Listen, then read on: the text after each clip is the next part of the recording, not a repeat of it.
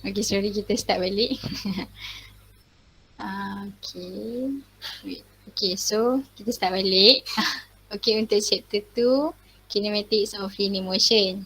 First, macam Buddha cakap tadi, korang kena tahu beza distance dengan displacement. Kalau distance, dia adalah scalar quantity, so dia menunjukkan magnitude only. And kalau displacement, dia adalah vector quantity, so dia ada magnitude and direction. So kalau soalan tu tanya distance, korang just bagi dia punya magnitude, and kalau dia tanya displacement, make sure adalah kalau dia opposite direction, make sure ada negatif lah sebab nak menunjukkan dia punya direction tu. Okay, next korang kena tahu beza speed dengan velocity. Speed dengan velocity ni unit dia sama, meter per second. Cara nak kira dia total distance travel over time interval. Tapi beza speed dengan velocity ni, beza speed. Speed dia adalah scalar quantity, so dia menunjukkan magnitude sahaja. Kalau velocity dia ada magnitude dengan direction. So kalau dia tanya speed, korang just bagi dia punya magnitude. Kalau contoh korang dapat jawapan dia negatif, just letak jawapan dia positif lah sebab dia nak speed. Dia tak nak tahu pun direction dia kan. So kalau velocity, make sure kena tengok betul-betul dia punya positif dengan negatif tu. Then acceleration ni change in velocity over time interval. Okay. So acceleration ada dua, acceleration dengan deceleration. Kalau acceleration dia punya speed dia bertambah, kalau deceleration speed dia berkurang.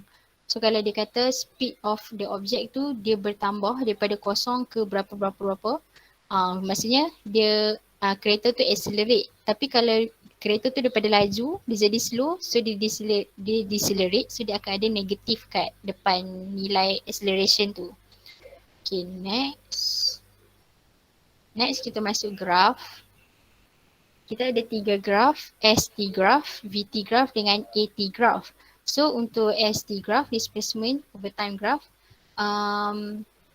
maklumat yang korang boleh dapat daripada ST graph ni tak banyak, just korang boleh cari gradient. Kalau gradient dia, bila kita cari gradient, meter over dengan second, kita akan dapat nilai dia meter per second kan. So nilai meter per second tu adalah nilai velocity. So daripada ST graph ni, daripada gradient dia kita boleh dapat velocity. Tapi kalau area under the graph, kita darab meter darab dengan second, kita tak dapat apa-apa nilai pun. So daripada ST graph ni kita boleh dapat daripada gradient dia velocity. Area under the graph dia tak ada apa-apa pun. Next, VT graph, velocity over time graph. Daripada gradient dia korang boleh tahu acceleration sebab meter per second, korang bagi dengan second akan dapat meter per second square, which is nilai acceleration. Tapi kalau area under the graph pula meter per second, korang darab dengan second akan dapat meter je kan. So nilai area under the graph tu kita boleh tahu nilai displacement. So daripada VT graph ni kita akan tahu dua benda, acceleration dengan displacement. Next, acceleration over time graph. So acceleration over time graph ni, kalau gradient dia meter per second square bahagi dengan second, kita akan dapat meter per second cube. Meter per second cube ni tak ada apa-apa nilai pun, so gradient dia kita tak boleh dapat apa-apa pada gradient untuk AT graph ni. Lepas tu untuk area under the graph dia, meter per second square korang darab dengan second akan dapat meter per second, which is nilai velocity. So untuk AT graph boleh tahu nilai velocity je.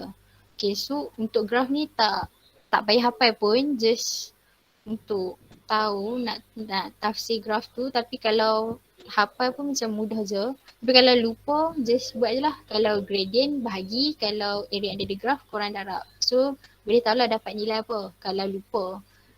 Okay, next kita masuk free fall. Free fall ni adalah vertical motion of a body at constant acceleration G under gravitational field without air resistance. So free fall ni dia punya direction dia towards the center of the earth, which is dia punya direction dia downward.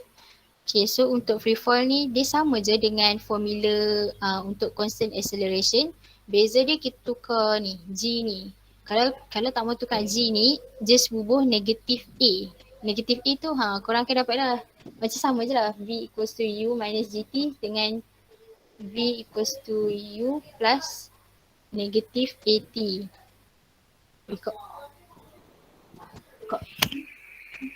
Okay, lepas tu so ketiga-tiga formula ni akan digunakan untuk korang jawab soalan untuk free fall ni.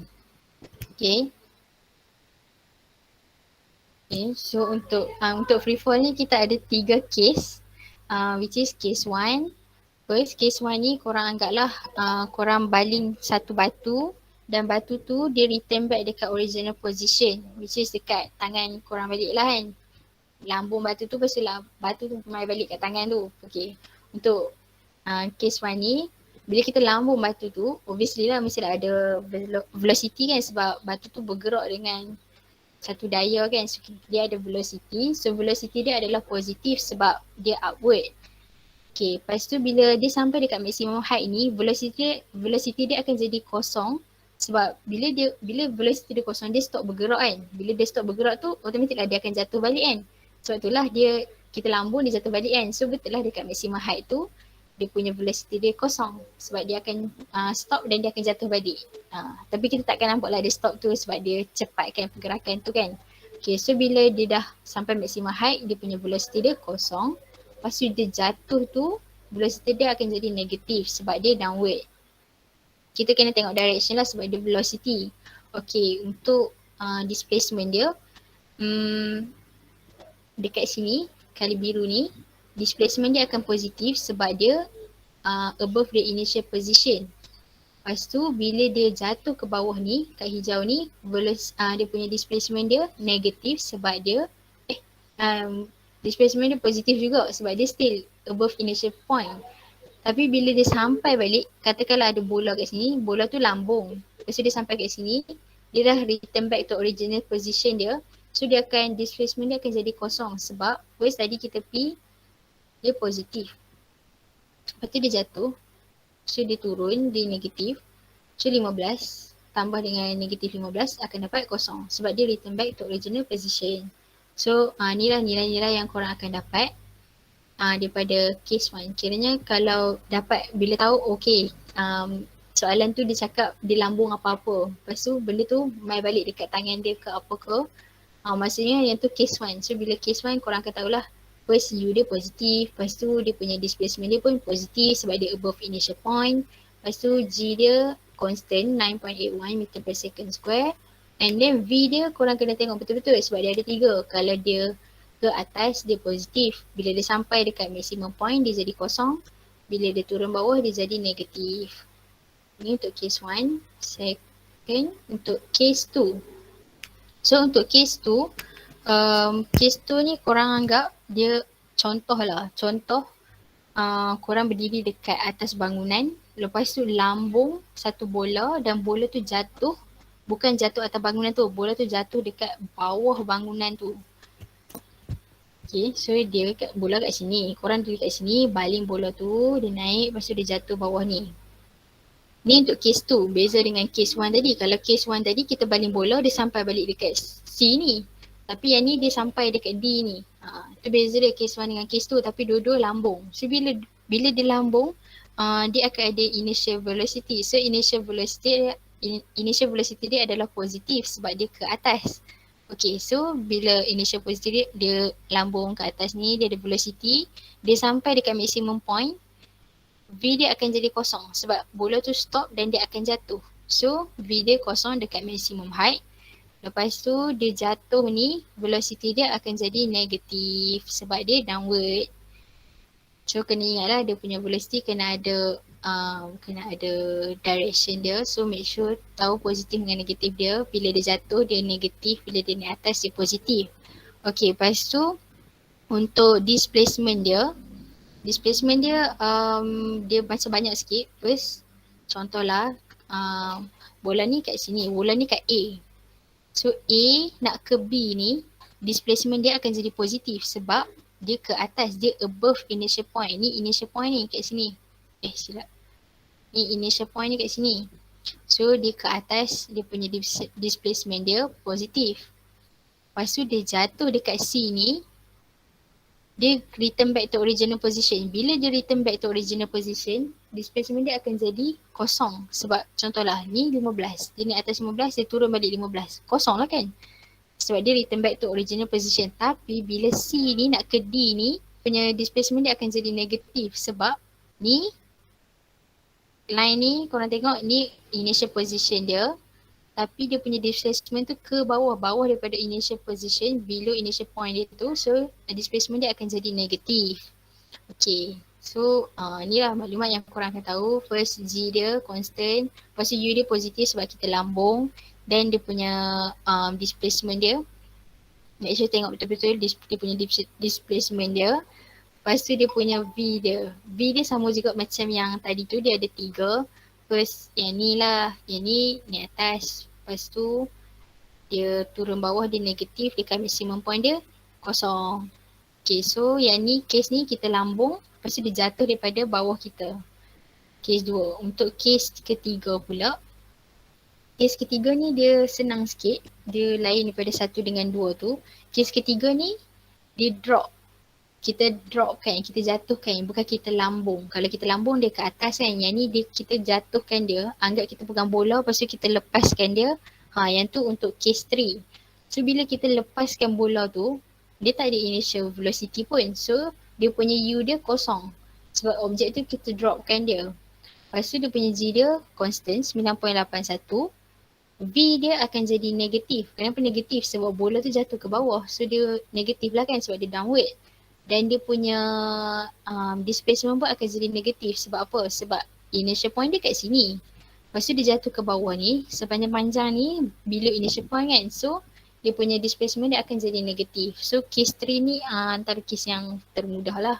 So make sure bila dapat soalan tu, first korang identify dulu tu case apa, lepas tu keluarkan maklumat yang dia bagi before nak jawab soalan tu. Okay, next kita tengok contoh soalan. So untuk first soalan ni, Huda ambil dia punya soalan ni untuk soalan constant acceleration. So a bus moving with an initial speed of 20 meter per second decelerate at a constant rate of 3 meter per second square. Calculate the distance traveled by the bus before it stop.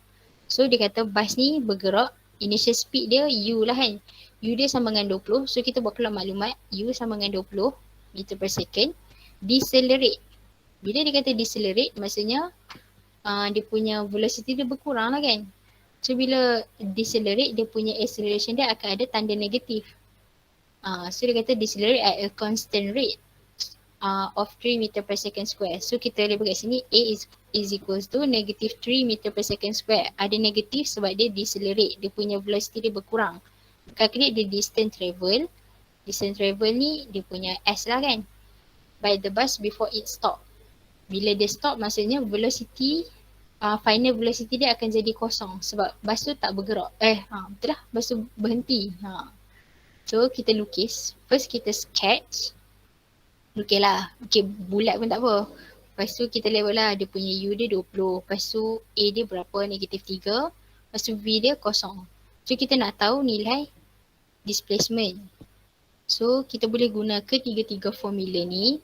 Okay, first lepas korang dah sketch tu, kalau nak mudah buat keluar maklumat yang kita ada, lepas tu kita tengok kita nak guna formula yang mana, kita tengok yang mana paling kita ada banyak maklumat dan paling sikit kita nak cari. Okay, contoh first, V equals to U plus AT. Kita ada V, kita ada U, kita ada A, tapi T kita tak ada. Tapi dalam soalan ni dia tak minta pun time dia, so tak payahlah guna yang formula ni kan. So kita tengok formula second. V square equals to U square plus 2AS. V kita ada, U pun kita ada, A kita ada, S kita nak cari. So boleh je nak guna kan. So kita tengok dulu equation number 3. S equals to UT plus half AT square. S kita nak cari, U kita ada, T pun kita tak ada juga. Lepas tu A kita ada. So kita ada dua unknown dalam ni. Baik guna yang second kan. So kita ambil yang second untuk settlekan soalan ni. So V square equals to U square plus 2AS. Make sure lepas dah identify kita nak guna formula mana, better untuk korang salin balik dia punya formula ni sebab tak nak takut salah substitute nilai. So masukkan nilai-nilai yang kita ada, make sure negatif ni jangan tinggal. Lepas tu kita akan dapat dia punya displacement dia 67 meter. Itu je lah. Senang je soalan ni. Lepas tu next, yang ni soalan free fall. Huda ambil dekat tutorial je sebab tak jumpa soalan ni. Kalau Huda jumpa extra exercise lain nanti akan dimasukkan di dalam group je. Okay, so soalan ni soalan tutorial number 4.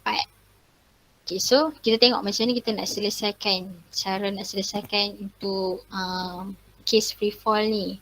So dia punya soalan dia, a student drop a stone from a second floor window 15 meter above the ground. So a student drops, dia drop, dia jatuhkan. So bila dia jatuhkan, kita ingat balik case 1 dia lambung, case 2 pun dia lambung, tinggal case 3 je, case 3 dia drop. So soalan ni adalah untuk case 3. Lepas tu dia kata, dia dropkan stone tu from a second floor 15 meter. Maksudnya 15 meter ni adalah dia punya displacement, dia punya ketinggian bangunan tu. So, dia punya displacement lah kan. Lepas tu dia tanya how long does it take for the stone to reach the ground. So dia tanya how long, which is time lah. Dia nak tahu berapa lama bola tu, batu tu ambil untuk jatuh. Bila dia nak sampai tanah tu berapa lama. Okay, so kita buat keluar maklumat yang kita ada. First kita tahu bila dia case 3, dia punya initial velocity dia adalah kosong. Lepas tu dia punya velocity dia kita tak tahu. Sebab dia tak habang pun dia punya final velocity dia berapa. Lepas tu G dia kita tahu constant 9.81 meter per second square. Dia punya time kita nak cari. Lepas tu dia punya displacement dia adalah negatif 15. Kenapa negatif? Sebab dia below initial point. So make sure ada negatif. Kalau tak ada negatif nanti salah jawapan tu. Okay, so dah buat keluar maklumat ni, pilih korang nak guna formula yang mana. Tengok balik ketiga-tiga formula tu, lepas tu pilih formula yang sesuai. So dalam soalan ni saya pilih nak guna formula S equals to UT minus half GT square. Sebab apa? S kita tahu, U pun kita tahu, T kita nak cari, G kita tahu. So kita ada satu unknown je, so kita guna formula ni. So masukkanlah, substitute nilai-nilai ni, make sure jangan lupa dia punya negatif, positif dia tu tengok betul-betul. Lepas tu kita akan dapat dia punya T is equals to 1.75 second. So untuk soalan B, calculate the velocity before it hits the ground. So dia nak V, before it hits the ground. Maksudnya dia punya final velocity lah, bukan dia punya initial velocity. Sebab kita tahu dah initial velocity dia kosong kan. Tapi kalau dia tanya juga, bubur je lah kosong. Tapi yang ni sebab dia nak before it hits the ground, so dia nak final velocity. So bila dia nak final velocity, kita substitute dalam mana-mana formula antara tiga tu. Lepas tu untuk soalan ni, sebabkan kita tahu dia punya time, kita ada punya U, kita tahu dia punya G, so saya guna formula number 1, V equals to U minus GT, dan substitute nilai yang kita ada tu, dapatlah negatif 17.165 meter per second. So pada sini korang nampak lah kan, bila case 3 ni velocity dia akan negatif sebab batu ni dia jatuh ke bawah, dia downward, so dia akan jadi negatif. So terbuktilah bila kita kira ni dapat negatif tu, betul lah tu. Okay, next soalan. Ni soalan tutor number 5. Okay, so a ball is projected upward at t equals to 0 second. From a point roof 30 meter above the ground, the ball rises, then falls and strikes the ground. As shown in figure 2, the initial velocity of ball is 87.20 meter per second. What is the velocity of the ball when it is 16 meter above the ground? Okay, so a ball is projected outward. Dia projected outward, dia maksudnya dia di projected, dia macam melambung lah kan. Projected outward, so dia ke atas. Lepas tu dia habaq, dia punya bangunan ni dekat dia di-projected tu 30 meter above the ground. Maksudnya bangunan tu 30 meter lah kan, 30 meter tinggi dia. Lepas tu dia kata ball tu rises then falls and strike the ground. Bola tu daripada dekat sini dia dilambung ke atas, lepas tu dia jatuh bawah. Dia fall then dia strikes the ground. Okay, so dia akan sampai ke sini lah. Lepas tu dia kata initial velocity, dia punya U dia 87.20, maksudnya time bola ni di projected ni, dia punya U dia 87.20 meter per second. Lepas tu dia tanya velocity of the ball when it is 16 meter above the ground. 16 meter above the ground ni maksudnya dia dekat bawah lah kan. Tapi dia tak sampai bawah lagi ni sebab bangunan ni 30 meter. Dia nak 60 meter above the ground. So dekat sini lah. So make sure tengok betul, kalau tengok betul-betul diagram dia. Kalau dia tak bagi, make sure korang sketch sebab takut nanti salah kira dekat displacement ni.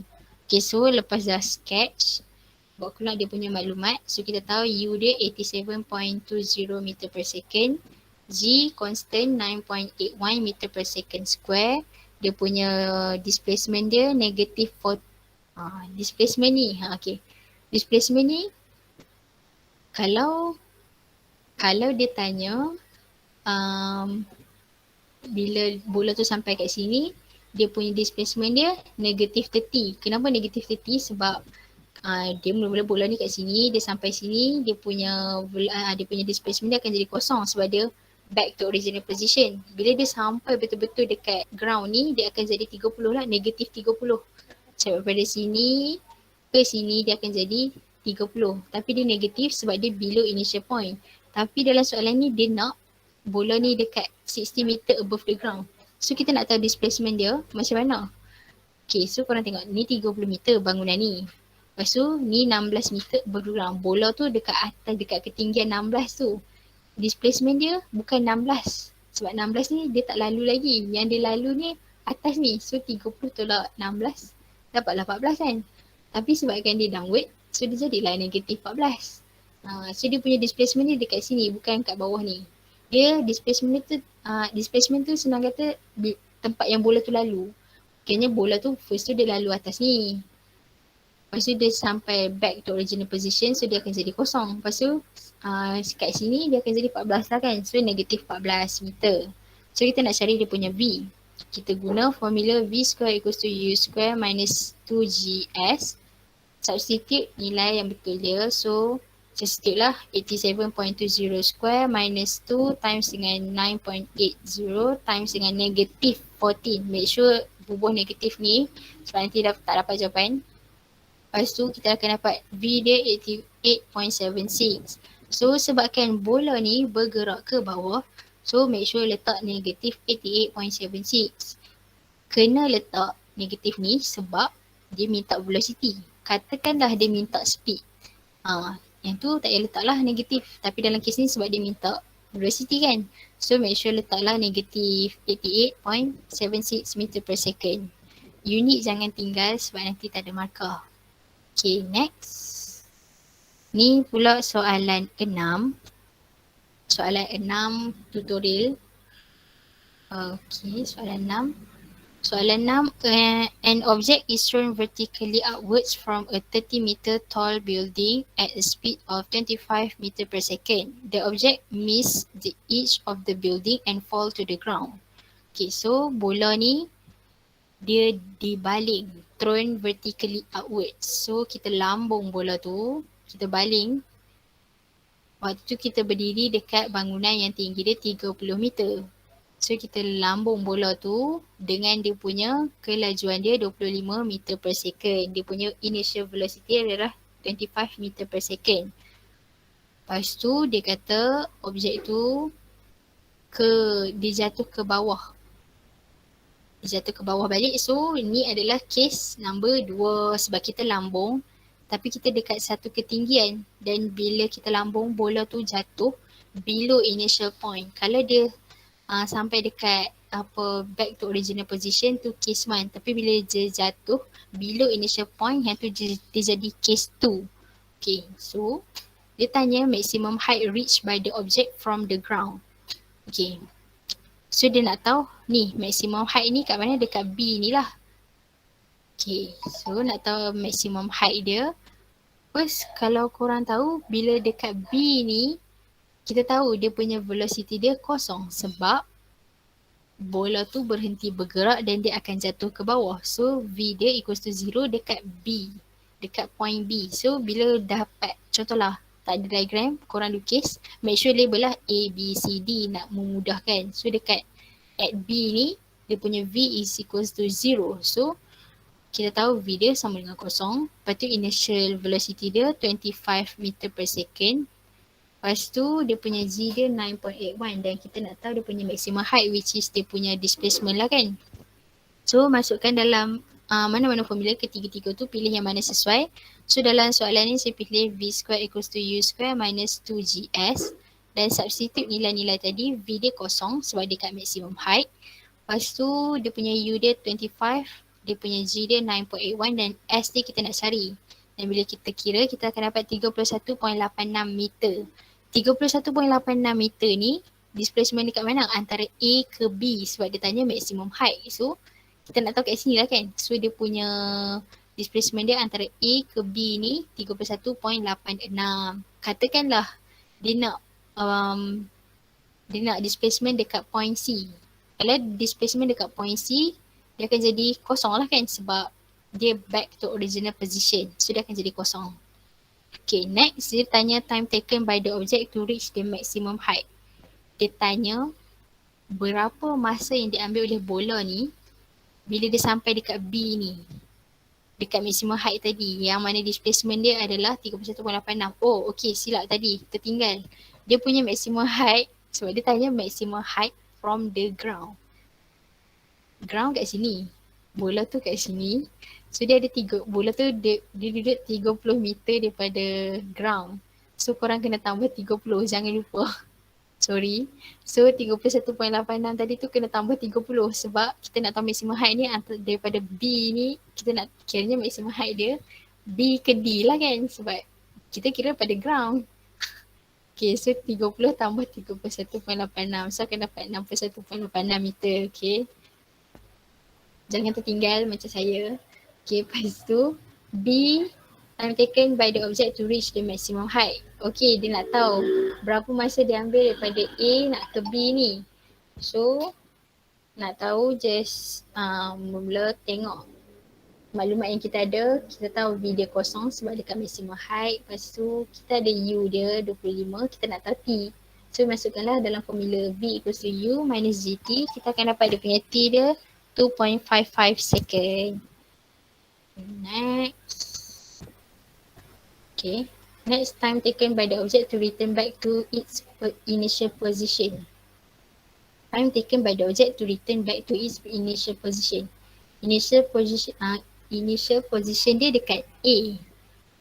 Dia lambung, dia sampai kat sini, dia return back lah kan. Dia return back dekat dia punya point asal dia tu kan. So, dia nak tahu time taken yang dia ambil daripada A nak ke C ni. Okay, so kalau dekat point C ni, apa yang kita tahu? Kita tahu dia punya displacement dia adalah kosong sebab dia return back to its initial position. Lepas tu, itulah kita tahu yang tu. So kita tengok maklumat yang kita ada. Okay, lepas tu, buat keluar maklumat yang kita ada. U kita 25, G kita 9.81 dan S kita adalah kosong sebab dia back to original position.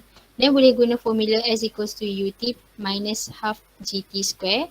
So, substitute nilai-nilai yang korang ada dan akan dapat dia punya time taken dia adalah 5.1 second.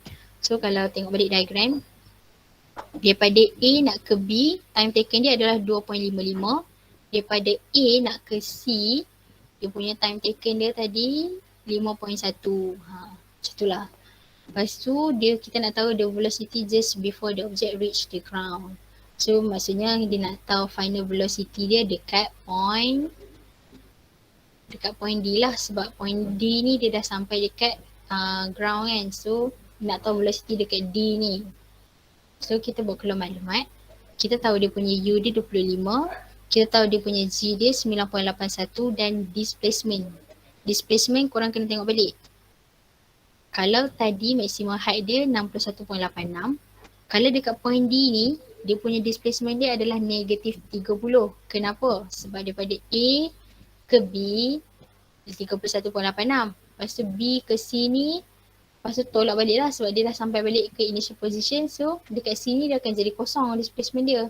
Lepas tu dia terus ke C ke D ni 30 lah kan sebab tinggi bangunan ni 30 meter. Sebabkan dia downward, so dia negatif 30.